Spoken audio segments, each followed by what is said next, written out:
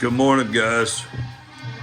Just thought I would take a few minutes and show you guys my waiting on my pressure washer guy to get here.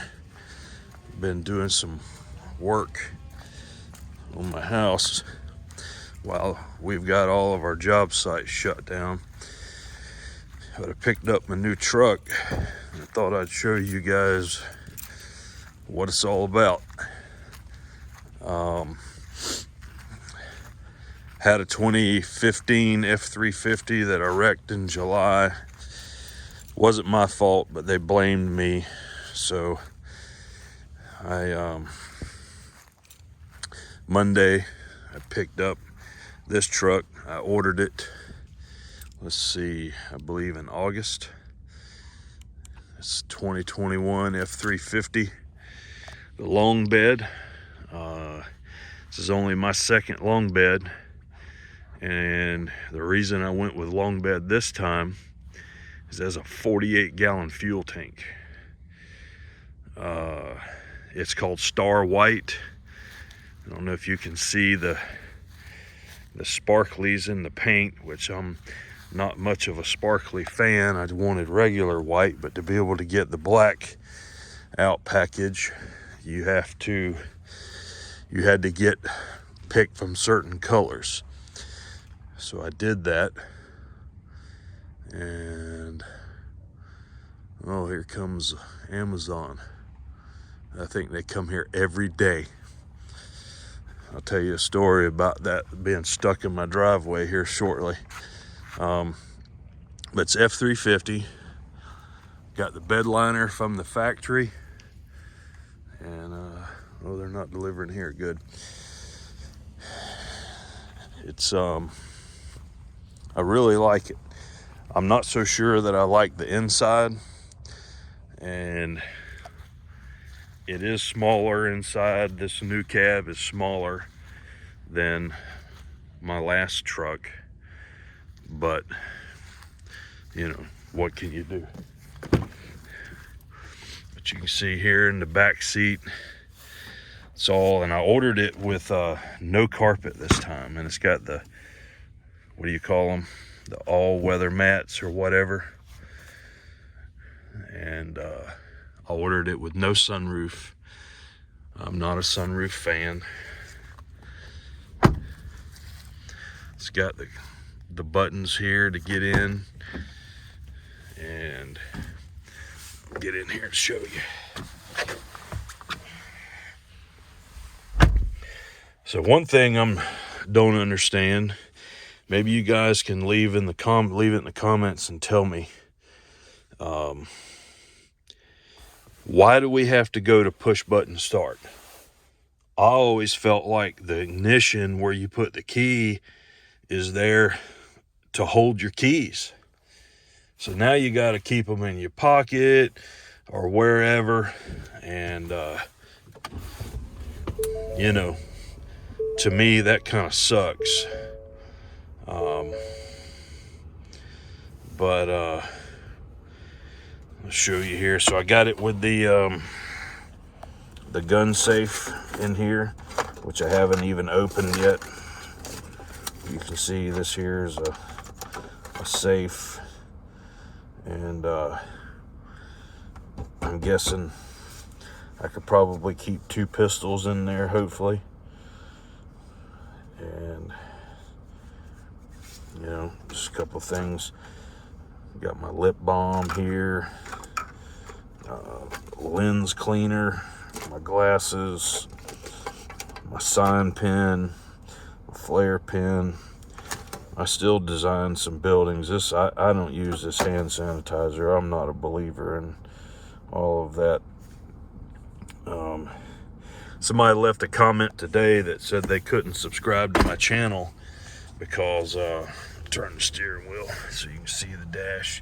They couldn't subscribe to my channel because of my politics, and that's cool. I get it. You know, I'm gonna try and keep politics out of my videos going forward. It's probably not good to talk about, but so just the different views. Let's see if I can zoom in here. So that'll show you your trip 1, your trip 2, your average fuel economy, fuel history, compass, truck info, gauge view, so that, you know, shows you your transmission, how much diesel exhaust fluid you got, tire pressure, and also shows me on my phone app what my tire pressure is. I can start it and lock it and unlock it through the Ford app. Never had anything like that before. Digital speedometer, engine hours, oil temp, transmission temperature, engine air filter monitor, oil life. Let's see, towing status. So we don't have a trailer hooked up. Not sure what all that does. I guess you can do tire pressure for your trailer. That's interesting. Off-road controls. Not really. I don't really know. I guess it just tells you, you know, how much you have your tires or your steering turn, and what your inclination and so forth, and yaw of the truck is. I don't know what driver alert is. This thing has stuff that I don't even know what it is. It does have the pre-collision. It has the active cruise control, which, you know, you set the or adaptive, I guess they call it. And I don't know what gauge selection is. Has the lane keeping system where to vibrate your steering wheel if you start to wander. Vehicle settings. So it'll shut the engine off if you idle it for 30 minutes. Let's see, your lighting. Auto high beams. I do like the auto high beams. That's a nice feature. Auto lock, auto unlock, mirrors, auto fold, and let's see what else. Neutral tow. I guess that's if you want to tow it behind a motorhome. That's a good feature that they put on there.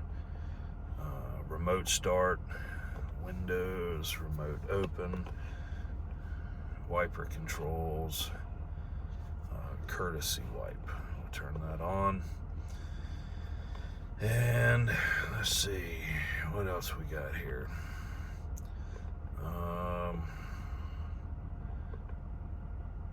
So I usually just run it in the fuel economy mode. You can see it says 610 miles to empty. With 48 gallons, I calculate that it's probably going to get somewhere like maybe 820 to 850 miles to a tank. I really like that. It's got this trailer, what is that called? Trailer backup assist. I'm not real sure why they put that on vehicles. That just seems to me like, you know, that's screwing it up. I'm gonna try and get out of the sun and get that glare out of the camera. There we go. So I'll put it back in reverse. You can see it's got all these backup cameras. You got the 360 camera. That's just the rear. That's interesting. There's 3 sides. There's the bed, and I don't know what that one is. I guess that would be for a trailer. I'm not quite sure. I guess you can zoom in. It's pretty neat.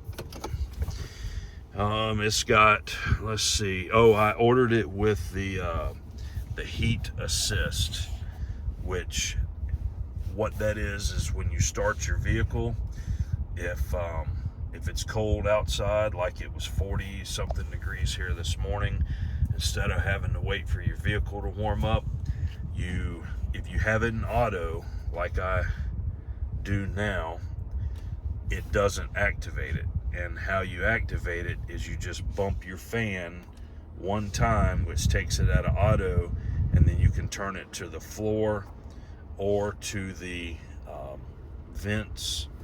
And when you turn the temperature up, that puts the rapid heat, and it starts putting out heat within, like, I don't know, 4 or 5, maybe 10 seconds.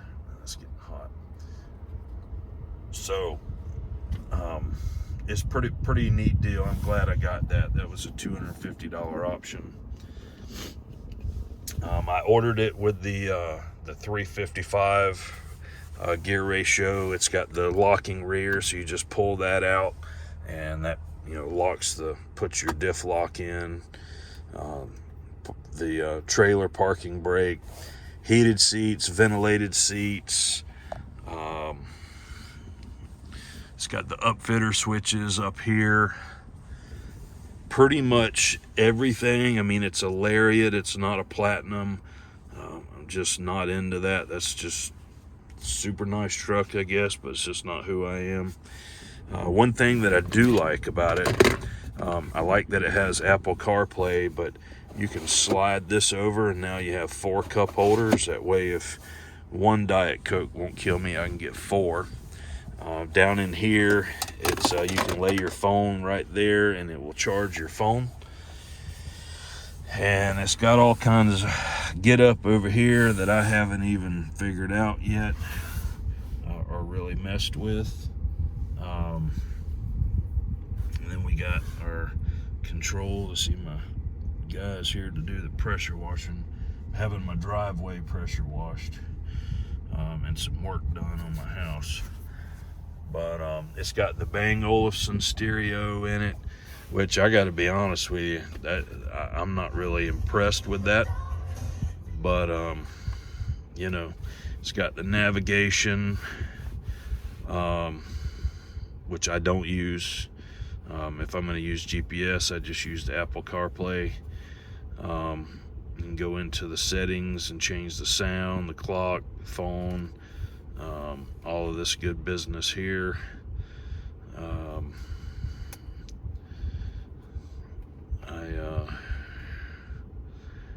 Let's see. I'll scan for an update. Must be connected to Wi-Fi or through the Ford Pass app. Please use the Wi-Fi option to manage the connection. Okay. Anyway, you can put it in surround sound mode. That's the speed compensation. And I'm not impressed at all. The last stereo I had in my last truck had better sound, I think. And my wife's car has Bowers and Wilkins, and I think it sounds better. But I won't change any of that. I don't really care. So yeah, I'm glad I did the carpet delete, and I am really glad that it's white. Too bad it's not regular Oxford white. And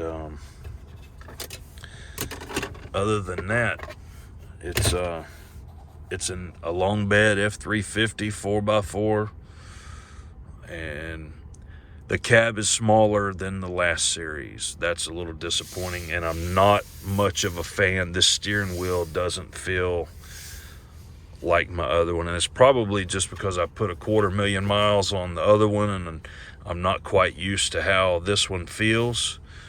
So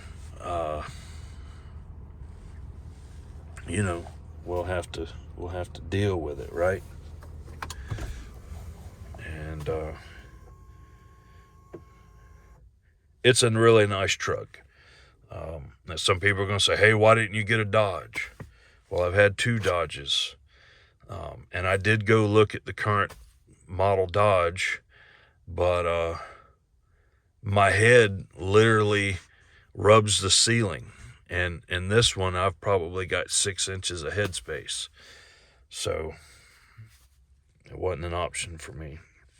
And Dodge is a good truck. I'm not going to say anything negative about them. I'm not a GM fan. I think the current GM is one of the nicest looking ones they've ever built.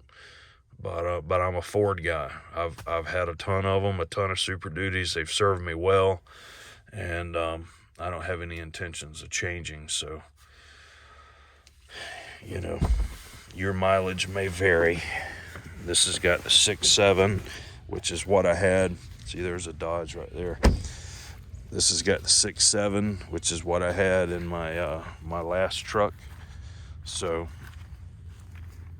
it's got the blacked out front, the blacked out emblem, and I got the marker lights on top, the clearance lights.